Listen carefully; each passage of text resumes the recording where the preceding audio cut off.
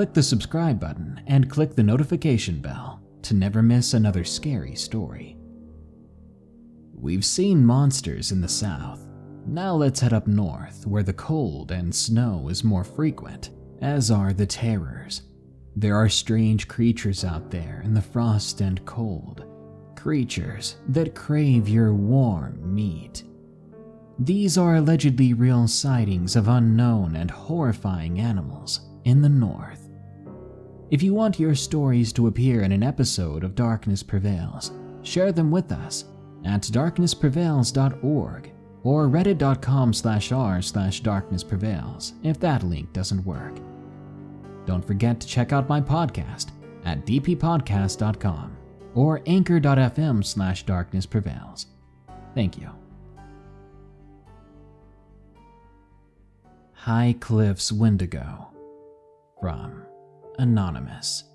Location, Wisconsin. I used to go camping almost all the time, really, whenever my parents would suggest it. I remember I would always get so excited too. Needless to say, after this experience, I'm not so keen on taking a trip into the wilderness. To clarify, I was almost 13 by the time of this story.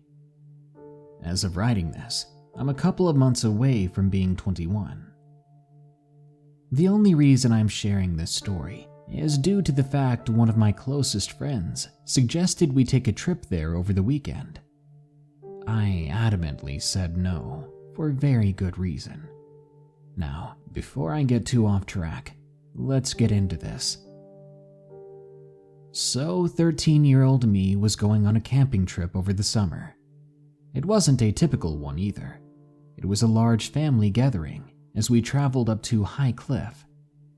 It was a trip for the rehab my mother was attending, specifically for the patients who were near the end of their recovery. Truthfully, despite what I experienced, I was so proud of her, and I was happy that the trip on her part was magical. The first few days, there was nothing out of the ordinary. I was just peeved over the typical things any lazy preteen would hate, like walking for miles on end on gravel roads to various sites, all while my mother was having fun and my father was strapped with watching me and my brother, Turk. To this day, I have to applaud the man for putting up with it. Regardless, the first week was pretty fun. Since Highcliff is in Wisconsin and on the edge of Lake Winnebago, there were some definite gorgeous sights. Seeing boats in the water from huge towers, looking through the woods at limestone walls and cliffs. It was truly beautiful, but I guess that's where it gets you. The night everything changed for me was the first day of the second week. It was about 6:30 p.m. My dog Sophie wanted a walk, and my mother was busy at a group activity. My dad and my brother were lounging around the campsite for the group and working on gutting some fish for dinner. I opted against interrupting and took Sophie on a walk about a mile to the nature walk, which I'd heard about. By the time I got there, it was dark. But I didn't mind. The moon was almost full, and it hung high that night, despite a bit of overcast clouds. Sophie walked ahead of me by a few feet, considering I didn't put her on a leash. She was always well behaved, so I never worried about her running off. She was a purebred husky and trained to be a show dog. I didn't have a doubt about her staying close to me. We both walked for a good 15 or so minutes before hitting the end of the nature walk. We were met with a cliff and an opening displaying the lake, which even had a natural limestone bench for me to sit down at. Amazing. For a few moments I just sat there watching the lake. A few people were sailing by on its now still waters, and after squinting, I could see a few people docking for the night.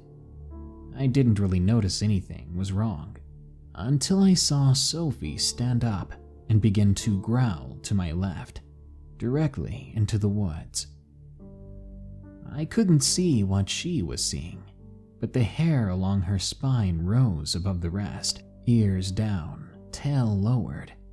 It was a warning stance, She was telling this intruder to stay away. When I shouted at her, she would not listen to me. I stood up and I yelled again, "Sophie, come here!" But once more, she had no regard for my command. I went up to touch the scruff at her neck, and she barked at me, as if to tell me not to distract her, her eyes still trained on the woods the whole time. I strained through the dark, but I still could not see what Sophie saw. My hand flew to the small pocket flashlight that I had shoved into my jeans, then I whipped it out, turning it on. It took me a few moments, but when I found what she was barking at, my veins turned to frost. It was a good 100 feet away or so, but it was a pallid white, almost gray, an opalescent tone to the creature's skin. I could not see its face because of how tall it was, but I did see hands and feet. They were like long and sharp claws, with no real way to discern where the nails began and the flesh ended, and its feet, or rather hooves, dug into the soil. I moved the flashlight around and found the creature was dirty, very much so, covered in what I assumed to be dirt and mud and other things. And when it moved, I felt the tightening in my throat grow more apparent, and my entire physical being shuddered. Its movement also spurred Sophie to charge at the thing. I couldn't catch her collar quick enough. It scraped against my fingers, maybe even giving me some sort of fabric burn from her quick takeoff. I couldn't help but feel a twinge of fear and anger. Besides her, I was all alone.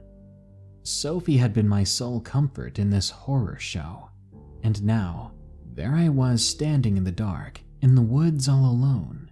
I didn't dare move, and I knew I had to find my dog. If I didn't, and I somehow survived, it would be my parents that ended me. So, with tears pouring down my cheeks, I called with a quivering voice, "Sophie! Sophie, where are you, girl?" No response, at least not for a few seconds, until I heard a distant whimper. She was in there with that thing. Now, I'm not a brave woman by any means. Even if I'm a horror buff, I'm easily spooked. This was no exception. I hesitantly walked forward into the barrier of the large canopy of trees, and I frantically searched, sure to keep a line of sight on the nature walk's path. I walked about 200 or 300 feet before I quite literally stumbled upon Sophie. She was cowering and whimpering behind a shrub, licking herself.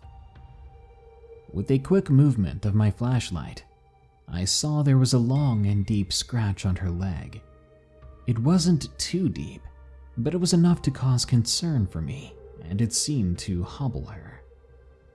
As the fear reinvigorated itself in me, something else scared me even more. There was a voice, distorted and low, but it sounded like some odd playback from a record, or rather a recording of my own voice. "Where are you, Sophie?" It was close, somewhere in front of me. I looked up, and I made eye contact with it. I could see what would or should have been a face, but it appeared to be more like a skull of an animal on a huge and lanky body. I shouted at Sophie. She struggled to stand. You know that trope with adrenaline? It's pretty true. I dove onto my hands and knees, scooping up Sophie into my thin arms, ditching the flashlight, turning on my heel and running. I felt like I was on autopilot. At 13 years old, I was a short, chubby, unfit girl. Even so, I somehow managed to lift a 70-pound dog of almost pure muscle and run away onto the path. I could hear branches snapping under the quick movements and heavy weight of that monster as I ran. My legs and lungs burned. I wanted to stop every moment, but I knew I couldn't. It was right on my heels. I didn't know how long I would be running for. It was night. Hardly anyone but the camp's rangers would be out at this time, not to mention the distance away from my camp, and lastly, the distance I had to sprint to the gravel road and out of the nature walk. I really don't know how. I don't know why it didn't catch us. It had to have had such a huge advantage. Bigger, faster, probably calm compared to our panic. Even so, the second my feet slammed onto gravel, I heard the thing stop inches from me on the road. I turned to see a horrifying gaze never leaving me. And then, after several moments, it backed up in a crawling stance, then turned, slowly retreating into the woods after a long road. Probably out of frustration or warning. I don't know. Even so, I trudged back to my campsite, sobbing. Everyone was gathered around their campfires, winding down for the evening. Apparently, I did have someone looking for me too. When I arrived, one of the older women scolded me for running off, saying my parents were worried sick. They had taken their truck to look for me and had headed off to the ranger station. After I frantically apologized, she realized, or more acknowledged, my disheveled state, as well as my dog's injury. She changed from the typical hard A to a sweet old lady. She had me sit Sophie down and clean her up, asking exactly what happened. My mind quickly turned to a lie, one I thought was horrible, but I had to come up with something. I was going on a nature walk and playing fetch with her. She must have bumped into something sharp and gotten hurt. She didn't pry. I was clearly upset, and I told her I was tired, which was true. How couldn't I be after that? The second Sophie was taken care of, she limped into my family's tent and climbed onto my cot, curling up to sleep. After scarfing down some fish and a s'more, I went to sleep, considering it was about 8 or 9 at the time. That night, it rained hard. Even with the tarp my father put up for insurance, rain still seeped through the cloth ceiling over me. It wasn't Sophie who woke me up that night, but the loud downpour of rain and the drips that hit my face. I sat up, kicking my feet into the floor, then quickly withdrew them back into my warm blankets. Water was flooding up through the floor of the tent, and with a quick look with my tent's lantern, I could see a good 2 or so inches bubbling up. I shivered, then laid back down, trying to will myself back to sleep. Unfortunately, that wouldn't happen. Even through the clattering of breaking branches, I heard a twig snap, one that wasn't caused by the weather. I didn't think much of it until the constant flashing of lightning revealed a long and gangly, familiar shadow. I instantly knew what it was when my dog began to cower, burying her head in my hands. It was on my left side, right next to where my cot was in the corner. I began to cry again, and I sunk into my covers. It just stood there, its breathing ragged and slow, maybe even calculated. For minutes, I sat frozen with nothing but a sheet of polyester fabric as a barrier between me and it. I cried silently, cold, hard fear filling me. Then, thankfully, the couple adjacent to me stirred. The man's girlfriend screamed, and I thought she saw it for a second, until I heard her yelling about how their tent was floating from the flood. For whatever reason, the creature stirred and left. I'm guessing it was because it realized that there were more people here than just me, and whomever else was in my tent. I watched it leave, well, listened for it to leave. When it was gone, I slammed into my bed and hugged onto Sophie for dear life. It took me a long time, but eventually I did go back to sleep. From then on, I was a shut-in for the rest of the trip, if that was even possible to do while camping. I didn't leave the campsite unless absolutely necessary, and I always took care to have at least one other person with me, along with Sophie. By the end of the week, I was very happy to pack up and go. I never wanted to go back, and I thought I never would. I didn't know what the thing was until a few years later, when I heard a random tale online. It was something called a Wendigo, and somehow I survived one. Now at 20, I'm finally taking the chance this weekend with my best friend to spend Saturday there. Wish me luck. I have a feeling I'm gonna need it. Bigfoot Sighting. From Zach. Location, Maine. Every other summer, my dad and a few friends of his would go over to Maine to do some bass fishing. This encounter happened at around 2 or 3 in the morning. My dad got out of his tent because he had to relieve himself. As he was finishing up, he heard a snap about 25 feet away. When he looked up, he saw nothing. To make sure it wasn't something dangerous, he shone his flashlight over in that direction, maybe to scare it off or see what it was. The woods were really thick there, so there wasn't much he could see, except for a pair of eyes. Problem was, they were very high up off the ground, and they weren't coming from a tree. Whatever this was extremely tall. But my dad, being the person he was, began to walk towards it. As he did, whatever the thing was ran away. That's when my dad got a better look at it. He said that it was around 8 feet tall. When he made it over to where it was standing, it smelled horrible. He told his friends about it the next day, though they decided to stay the rest of the week, due to the fact that my dad didn't feel like the Bigfoot would hurt them. But it was weird or creepy that it was watching them.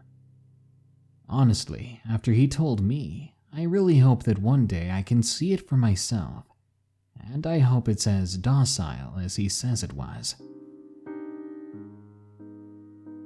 The Jackal Man. From ObsidianKay. Location, unknown. When I was 10 years old, I often spent time in my bedroom, reading, setting up my toys in different ways, usually all in front of the window that looked out into our front lawn. I liked keeping the window open, because let's face it, I was a nosy kid. I liked watching the neighbors, and even the animals like squirrels and birds, going about their daily routines. It was a fairly big window. There was a screen between the glass and the outside. That particular day, I was sitting in front of it, reading, and every once in a while being a little people watcher. But then, that day, I felt something looking back. It was the first time I ever felt like that before. I looked up and saw him just standing there, hunched over and staring at me.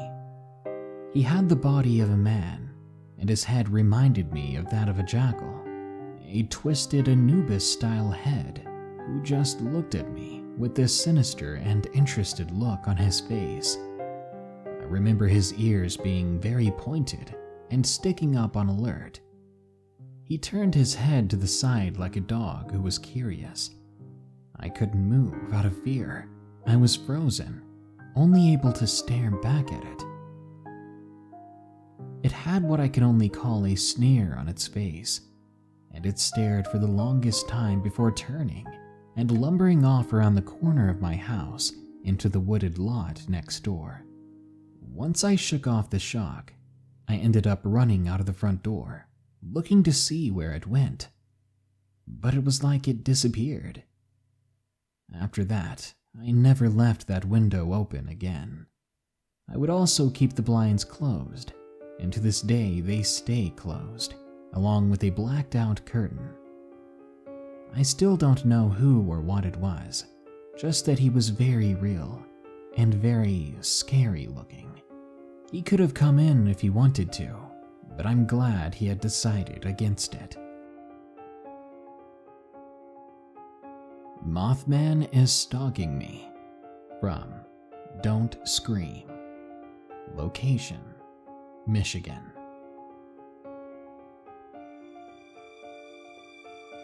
I don't know where to begin. This has been happening for so long that I've almost grown accustomed to it. I don't want people to think I'm crazy, and I haven't told anyone this before, but I figure now is the best time to get it off my chest. Here goes. I live in Arcadia, Michigan, back in the woods. The nearest neighbor of mine is about a mile away. I love it out here. It's quiet and cozy, and for anyone who's ever seen a Michigan fall, the colors are stunning. We have those back country roads, the type of roads that are barely traveled by cars, but are amazing for walks, pretty much any time you're wanting to go. This was maybe late fall that the first occurrence happened. I was 11, so it was about 10 years ago. I had my best friend over, named Anna. We were bored, and on Thanksgiving break, Anna and I decided we wanted to take a late night walk. So we grabbed our sweaters and headed out. It wasn't too late at the time, maybe 9 or 10. The sky was lit quite well with a full moon, and the air smelled crisp and clean. On our walk, I decided to tell Anna about my aunt's encounter with the supposed dog man. Anna was always scared of things like that, and instantly got creeped out, wanting to head home. I quickly apologized, wanting to continue on. She shook it off and we continued. We got about half a mile down the road when we stopped at an abandoned house that we always passed by but had never gone in before. We had our backs to the main road as we walked around the house and began to walk the trail that looped around the house, then went into a cornfield, then eventually through the woods and into my backyard. It's basically just a longer way back home. Anna was scared still. She didn't want to go into the woods too far. I had probably ruined her from the story. I again tried to calm her down and informed her that this way was quicker, and that if we turned back now, it would be a longer walk back. She then agreed, and we continued to walk. Although now that I think about it, I wish I would have flaked and walked home the normal way. We got into those woods, and that's when we first heard the flapping of wings overhead. It wasn't birds, but something much larger than what we saw around here. I looked over at Anna. She was frozen in her tracks, looking pale. "Anna, did you hear that?" I asked at a low whisper. "Hear what?" Anna asked, with her eyes still glued to the night sky. With a look like that, I was sure that she'd heard it as well. I tugged on her hand, and she stumbled into a faster walk. I wanted to get out of here as quickly as possible, so I tried to keep my head down and my hand around Anna's hand. I instructed her to do the same, to glance up only to see where we were going. My thought at the time was, if I didn't see it, it wasn't real. It couldn't hurt us. Skip forward about 5 minutes. We're almost home now. I'm thinking a 10-minute sprint at most until we're back, when we heard the flapping noise again, and what sounded like a big tree branch snapping, then thudding to the ground. I squeezed Anna's hand tighter in mine and yelled, "Run," as we both picked up speed. We ran as fast as our legs would carry us, the woods now becoming a blur. I heard Anna sobbing and breathing heavily behind me, but I didn't stop. I only had my eyes forward and set on the porch light in the distance. I was too scared to let myself stumble. I could suddenly hear much louder footsteps coming from behind us. They were gaining on us. Just as Anna and I broke through the tree line, the person or thing following us stopped. I practically dragged Anna inside of the house, slamming and locking the back door and shutting off the porch light. Unluckily, my parents were still gone for the evening. "What was that?" Anna screamed at me with spit flying from her mouth. She had her hands on her knees, bent over slightly. I couldn't tell if she was mad or just simply terrified. I smashed my finger to my lips to shush her, then knelt down below the window of the back door, motioning Anna to do the same. She quickly complied. We sat there for what seemed like hours, but only must have been 20 minutes. I got the courage to stand up and peep outside the window. Staring back were two glowing red eyes. Anna was about to stand up, but I stopped her. She didn't want to see this because she would scream. I couldn't see much beyond the eyes, besides something that was tall and black, with outstretched wings. But what I won't be able to forget are those eyes. I stared into them for maybe 30 seconds. Little did I know that I was reaching up with one hand, trying to unlock the door. Thankfully, Anna cut me off and slapped my hand away, causing me to look away from those eyes and down to her. "What are you doing?" she whispered fiercely. I shook my head before I replied that I wasn't about to do anything. We suddenly heard a car door slamming from the front of the house, causing both of us to be quiet again. Anna bolted, knowing that my parents were probably back home. I glanced one last time out the window. There was nothing there, so I left to rush into the safety of my parents' arms. I really wish the story ended there. It might have ended for Anna, but it didn't for me. After that, I didn't walk around at night anymore. I didn't go out in the woods either. But somehow, that thing, the Mothman, seemed to get bolder and less scared of people and our house. Late at night, I could hear tapping on the window. There was even the occasional jiggle of the doorknob and something trying to come through. This creature got smarter, and it never came around when I was around other people, and it seemed to prefer when I was alone. One night I had forgotten to close my blinds, and I saw this creature again, those bright red eyes looking into me. I quickly hid under my blankets, waiting for it to go away. When I peeked out again, it was gone. By the time I was 19, I had moved out of my parents' house. They still lived there, still do live there. I do not know if they have had anything happen to them. I moved down to Florida, and since moving I have not been bothered by this creature. Maybe he's taking his time to catch up with me.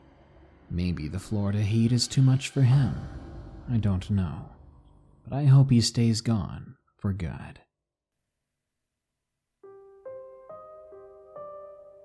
I was a bootleg trucker. From R. Garner. Location: Canada. I was an OTR driver, running the 48 contiguous states, Canada, Mexico, and all points in between as fast as she would run, and took shortcuts through the woods everywhere to save time and money, which would of course take me off of the more heavily traveled routes to dodge way station ports of entry, where you would pay for permits and such to carry your commercial load across and to buy taxed fuel. It was during my outlaw trucking days that I happened upon a bit of traffic. They were coming at me from the west. It turned out to be 3 county mounties and 2 state troopers that hailed me on the CB radio. So I jumped off the big road, thinking that I was busted. I keyed up my friend Mike, only to realize they were probably listening in over the radio. I suddenly saw them coming up behind me, and I expected them to instruct me to pull over. But instead, over the CB radio, they told me to turn around now. It was the county sheriff. I turned up the knob to get a better idea of what he was saying. "Just turn around, driver," he said. "You're not gonna make it around that first or second sharp corner ahead. Looks like there's someone drunk pushing boulders down in the road. You can't get through, and nobody's coming until daylight to do nothing." I kept on going, ignoring the suggestion, until I began to see debris in the middle of the road. I decided to stop for a moment. Maybe it was serious. I didn't want my rig to get damaged, And I've heard of people in cars getting taken out for good, from teenagers throwing bricks or rocks from overpasses. Not to mention I needed to use the bathroom, and the woods on the side of the road was beginning to look really good. As I was doing my business, I heard a deep grunting or grumbling sound. It sounded like it was coming from the cliffside up above me. I looked in the direction by reflex, and I think I see movement, and whoever it was absolutely huge. I began to head back to my truck, only to hear the grumble again, and then I see a massive rock, one way too big for a person to pick up, crash into the trailer of the semi. Then it fell to the road and busted apart. I literally jumped where I was standing, then ran to my truck and pulled out an old 1859 Remington. When I looked back up toward the cliff, I saw a large silhouette and what appeared to be hair covering his body. He or it then turned and exited from my view. I climbed back in the truck and sped away before another boulder came crashing down. Werewolf from Lane. Location: Alberta, Canada.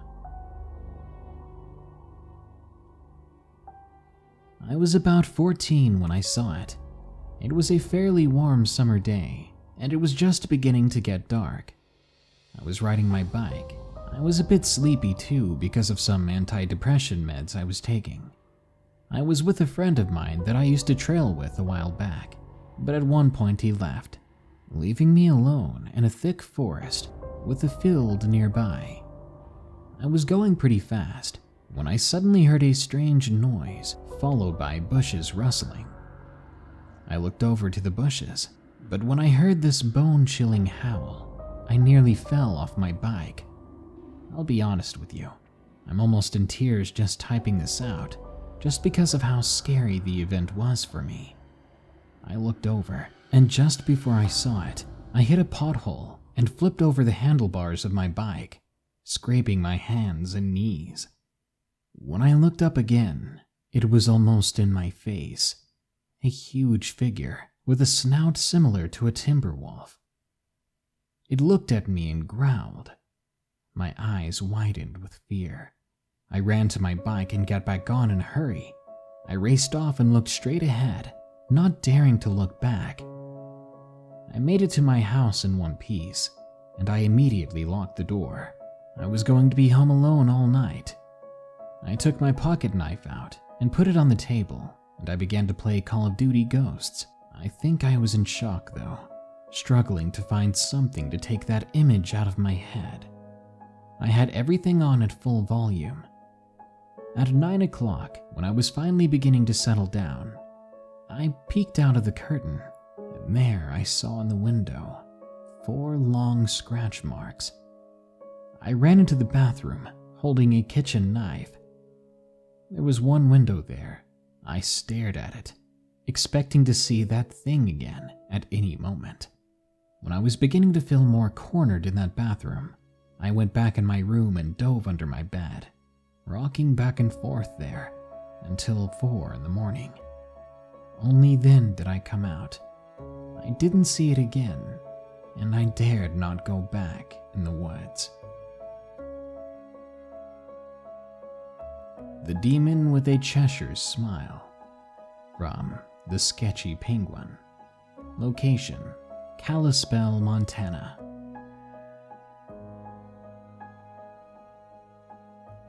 This was back in June of 2014. I was with my grandparents for a 2-week summer vacation. I was the only grandchild able to go, and my parents stayed home.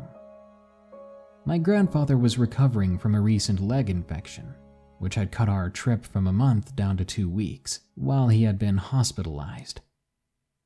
One night I was finishing up a spooky novel. Around 11 p.m. I finally finished it, and we all decided to go to bed. Now, the house my grandparents lived in at the time was built during the 70s. It had wheel crank windows, ventilation pipes that popped and groaned in the night, and wooden floors. All that fun and eerie stuff. Anyway, I was closing one of the windows when I suddenly felt strange. It hit me pretty hard, like a sledgehammer to the chest. I looked up, and I saw it.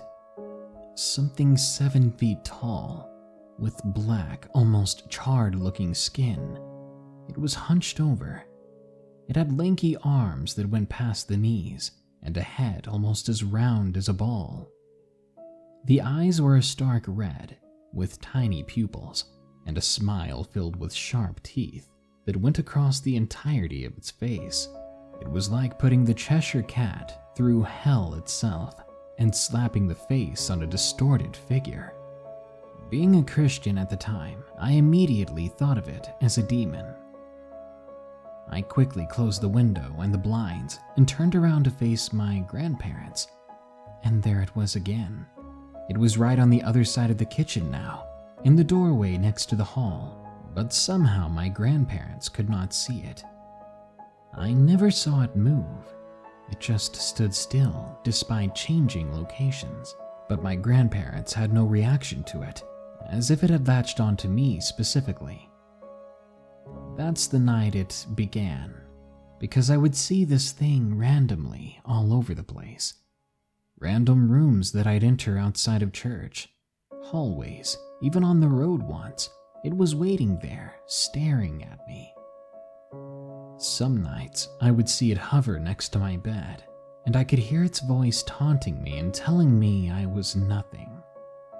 But it got worse. One night I was reading another book next to my grandfather. I was lying across a couch facing into the kitchen. That's when I saw it again. It was sitting in my grandfather's chair. I repositioned myself so I wouldn't have to see those eyes and its smile. And for the first time, I actually saw it move. It lowered its face down and placed its hands together, and I could have sworn the smile got even bigger. It knew how scared I was. The next day, we were at a Mexican restaurant, and of course, I saw it there. I was desperate now, and ended up confessing to my grandparents about what was happening, and even they couldn't believe it. They're Christians too. And after my begging, my grandfather went about the house that night, doing an old-style oil blessing ritual on every entry point of the home. Door frames, pipes, you name it. The last one was in the laundry room, and I remember him praying over the door that led outside when a sudden rush of air brushed past me and into the closet next to me. There was an air shaft we hadn't noticed in that closet. He prayed over the air shaft, and then myself. Luckily, I think it worked. I haven't had any demonic encounters since, but that was definitely the most real and most terrifying 2 weeks I've ever had.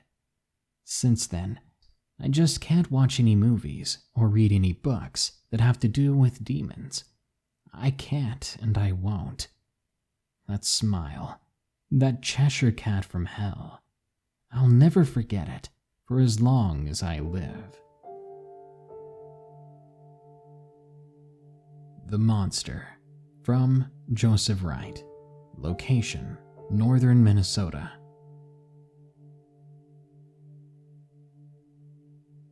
It was 2006.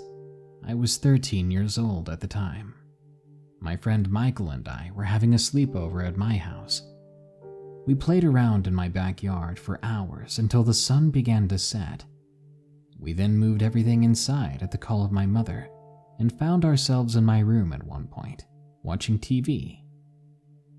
Over time, the sounds of the television were drowned out by our chatter. We feebly tried to scare each other with scary stories that half the time just ended up being unintelligible rambling. Suddenly, Michael stopped. He looked around with a questioning look and decided to mute the TV. Confused, I tried to speak up, but Michael had pressed his finger to his lips, telling me to keep quiet. I stopped. Now I was a bit frightened, but I didn't understand why. I looked at Michael and he looked back, mouthing the word, "listen." At first, all I heard was nothing nothing more than the soft hum of my heater. But then I noticed it, a soft scraping sound coming from outside my house. I was more curious than anything. I muttered the words, "What the heck?" and I looked over at Michael, my face basically saying that I was afraid. His expression told me the same thing. I told him I was going to look out the window to see what it was. He nodded. I stood and moved ever so slowly toward the window that overlooked my backyard. As I moved closer, thoughts ran through my mind. I had to know what was out there. Before I knew it, I was at the window, breathing rapidly. I tried to control it and leaned closer to the window. I looked towards where I believed the sound was coming from. I froze, my body locking up, as I saw the dark mass that sat crouched next to the outside wall. At first, I thought it was nothing more than a shadow, maybe even my mind playing tricks on me. I was wrong though, and I realized that its head turned towards me. Its eyes stared into mine in a sinister gaze. I couldn't look away, mostly out of fear that it would retaliate. We sat there staring at each other, like deer caught in the headlights of a car. It wasn't until the sound of a distant train caught my attention that I finally broke away from its gaze. I turned my head to look toward the distant tracks far from my home. When I looked back, the thing was gone. I sighed, relief filling me once I had noticed its absence. I crawled over to Michael, and I lied when he asked what it was, saying simply that it was a dog. I didn't want him to get too afraid. He might never come back to my place, and he wouldn't be able to go to sleep. After that, though, sleep was all I desired. We crawled into our makeshift beds, turned off the television, and prepared for a long night of slumber. It took me until 12:40 a.m., but my peaceful rest did not last. I remember waking up suddenly, lying on my back and staring at the ceiling. I couldn't move, no matter how hard I tried. Nowadays, I would know it was my chronic sleep paralysis, but that was my first time experiencing it. Feeling afraid and vulnerable, I began to dart my eyes around, looking to every corner of the room. I suddenly noticed it at the window, a large dark shadow, seemingly looking into our small space. My eyes widened as I stared at it. Was it the same thing I saw outside my house? Was it a man? These thoughts were running through my head. Then I realized it was looking at Michael. It cocked its head a bit to the left as it studied him, as if it was interested in him. My breathing went faster. I watched on in horror as its head began to turn to look at me. I shut my eyes tightly, hoping to make it think I was still sleeping. Even without being able to see, I could feel it staring at me. I cracked my eyes open a bit, only to the point that I could peer out at it. It was staring right at me, and it was then that I recognized those eyes, the same eyes of the creature I saw outside. Its deep orange eyes were only barely illuminating through the glass, and for a moment, it seemed as if the thing was trying to form a smile. It couldn't, of course. It had no mouth from what I could tell, but its face did contort and warp. That was the last thing I saw before I blacked out. When I woke up, I had a massive headache, like I had been bashed in the head. I rose my aching back from my uncomfortable sleeping position. I noticed Michael was already out of the room, probably getting breakfast. I walked over to the window, noticing a small smudge on it from where the thing had been standing. I shuddered softly from remembering what happened last night. Michael and I ate breakfast, and I took him outside and watched him go. I watched his car drive off into the distance and disappear over the horizon. I looked up and watched some snow fall to the ground. I sighed softly as the first Minnesota snow fell. I shivered, walking over to the front door. But I stopped. I turned toward the window in which I saw the creature. I walked over to it, examining the area surrounding it. I had always been an observant person. I still am. I shivered again, and my head throbbed. I started to breathe heavier when I saw the scratches in the bricks. What I had seen the night before was in fact real. As soon as I saw those scratches, I ran inside and didn't come out for the next 3 days unless I absolutely had to. Michael was the only one who could drag me out of there. To this day, neither do I go into the woods near my home, nor do I uncover my window. Heck, I haven't even told Michael, and we've been friends for a long time. It's been 11 years since the incident, and I still have that sleep paralysis a lot. I hope I never have to see it again. Did I run into it? From GM223. Location, Minnesota. I grew up in a small township just north of the metro in between the Twin Cities and what we call up north. The first thing I want to share with you is a story a friend had recently told me about one of my other friends who lived in the trailer park about 2 miles from me. We were fishing at our honey hole down a dirt road with a camp called a Jawa. I know I said I would tell you my friend's story first, but I got the conversation started from another story brought up by a coworker who had an experience there. I was up camping on the north shore of Lake Superior with a coworker, and he shared this with me. My coworker was a Boy Scout pretty much his entire childhood, and he had been to Camp Ajawa, which was situated right on Linwood Lake. He said he was around 8 or 9 years old with a group of around a dozen other scouts when this happened. I don't remember everything he said, but I do remember him saying that they were all in the cabin during the day, no counselor. He said they all saw a black figure outside the cabin, but the one thing that he noticed was it was staring directly at him. Things in the cabin began to shake. Then they all ran outside, freaking out, looking for the counselors. So now, after I had told my good friend about this story, he had remarked that Garrett, our friend in a trailer park nearby, had a similar experience.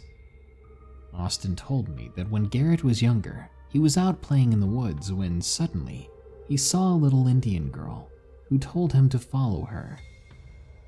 So Garrett followed her over to a Jawa and into the cabin, and once he got in there, he heard her in the closet saying, "Come inside." Well, he went in, and he said the door closed and the entire closet shook. He opened the door and ran home absolutely terrified. Some sort of mischievous ghoul haunts that area. Now, I was creeped out just thinking about this, and after a little thought, I do remember an odd night back when I was 12 or 13. My friend Nathan and I were having a sleepover in the shack my dad had built in the backyard. It was pretty cozy. It had wooden flooring, a big 55-inch TV, and a few couches with a pull-up bar. But this was not enough to keep us entertained. So around my parents' bedtime, we slipped out the door and decided to head to a beach a mile down the road, which was near Ajawa. It was about midnight when we began our journey. Being young, there is a curfew, so as we headed down the highway, we would have to jump into the ditches whenever a car drove by. Then we'd hide until they passed. We were past halfway there, and we began to see headlights about a mile or so behind us, coming around a corner. So we scrambled to a good ditch on the property of an old farmhouse. As we got into the ditch, the car came into full view, so we laid down, and as we were lying there, waiting for the car to pass, we heard a little girl who sounded no further than 10 feet away say, "Hi." I looked at my friend in disbelief. It was now almost 1 in the morning, and there's no way some little girl was outside out here. We got up after the car drove past, but saw no one. The farmhouse was 50 or so feet away, and someone was watching TV, but that was just odd. We kept on our way, albeit creeped out at what had just happened, and made it to the dirt road leading down to a beach. We walked for 2 minutes or so, and as soon as we came into view of the beach, my friend froze. I looked at the beach, and we saw this thing with 6 legs standing in the water. It looked like the size of a moose, but we didn't have moose here. We stood there for about 30 seconds staring at it, and without saying a word to each other. We both walked backwards, keeping our eyes fixated on it, and as soon as we lost sight, we sprinted all the way down to the highway and walked back to the shack in disbelief. I don't know what that thing was that we ran into, or why we had heard that little girl around the same time, but Linwood is a creepy place. I can remember other times when we were out early in the morning, hearing random screams in the woods. Normally, it was just one loud, horrible scream, too far away to know where it was coming from, but close enough to make us feel uncomfortable. Twice I stumbled upon pentagrams, once at the beach and another time at a connected park. At the beach it had been written into the sand, and the one at the park was made with candle wax. All of this really unsettled me, and I always keep an eye out for strange happenings around here anymore. One day, maybe soon, I'll get together with my old friend and revisit that area at night, just to see if anything odd still happens there. North, south, east, or west, there's no way you can go to escape the monsters. They're in your closet, they're in your bed, they can be in your head, thanks Metallica, and there will always be some type of creature waiting to make you their next unlucky best friend. Good night. Be sure to like, share, comment, and subscribe if you enjoyed this episode. Don't forget, you can send us your scary stories at darknessprevails.org or reddit.com/r/darknessprevails. If you want to support the show, donate any amount on Patreon at patreon.com/darknessprevails. Our patrons get ad-free MP3 downloads of each episode, and their names appear in the credits at the end of our episodes. Or you can go to teespring.com/store/darknessprevails to shop our merchandise. But if you're on YouTube, it's as simple as clicking the shop button below the video. Thank you. Now, as usual, here are my 5 favorite early comments from the previous full episode about 5 disturbing encounters at Walmart. Mochi Velasquez says, I go to Walmart way too often to be watching this. Same here, Mochi. Buy overly priced gaming PCs somewhere else? You're crazy. Leandro Hernandez asks, Darkness, where was that Black Friday video? I know that would have been really fun, but maybe next year when I have enough stories to do it. So hint hint everyone, send me your Black Friday stories now. My Name is Great says, first to say first. Well, it's hard to lose if you're the first to say last, then everyone gets confused. That's usually my strategy. Frozen Raichu says, just finished putting my Christmas tree up. Love to see my hard work paying off. I made this one just for you, Frozen, or Raichu. So chill with some eggnog and enjoy other people's nightmares. And then finally, this little section here. JinJ71 says, I'm kinda glad we don't have a Walmart in the UK. But Milo Horsey says, we do though. Walmart took over Asda. And JinJ71 says, yikes.